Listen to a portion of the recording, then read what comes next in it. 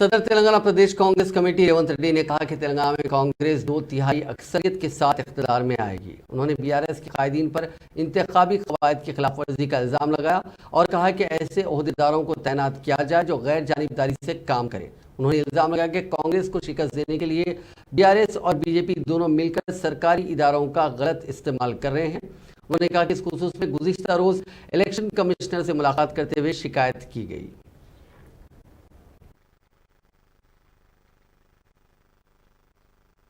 कहना चाहता हूं, कल हम लोग इलेक्शन कमीशन ऑफ इंडिया से मिले।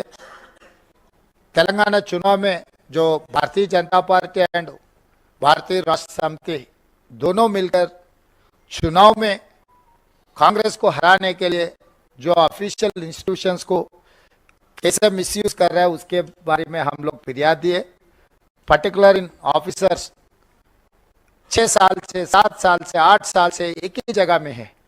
वो ऑफिसर लोग वहाँ पर बिजनेस सेक्शन को बुला के बीआरएस को इलेक्शन फंड्स देने के लिए और रिटायर्ड हो गए सो ऑफिसरों को like Prabhakar Rao IPS officer, Venugopal Rao, Jaganmohan Rao, Narasimha Rao, Radha Kishan Rao, Bhujang Rao, Duggyal Praneeth Rao, ऐसे सब सारे केसीआर रिश्तेदारों को उसमें से ज्यादा लोग 8 साल 10 साल पहले रिटायर हो चुके हैं। रिटायर्ड ऑफिसर्स को लेकर रेगुलर पोस्टिंग देके अपोजिशन पार्टी को सताने के लिए, केसेस लगाने के लिए, हरासमेंट के लिए they are working like private army. इनके बारे में भी हम लोग फिरियाद दिए। और मीडिया एंड एडवर्टाइजमेंट विंग तो पॉलिटिकल पार्टी ओन मीडिया है तेलंगाना में। केसीआर का खुद का टी न्यूज चैनल है, नमस्ते तेलंगाना पेपर है, तेलंगाना टुडे, ऐसे बहुत सारे चैनल्स पेपर्स केसीआर का खुद का है, बीआरएस पार्टी का।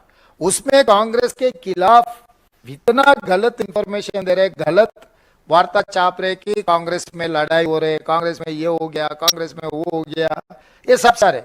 इसीलिए election commission of India guide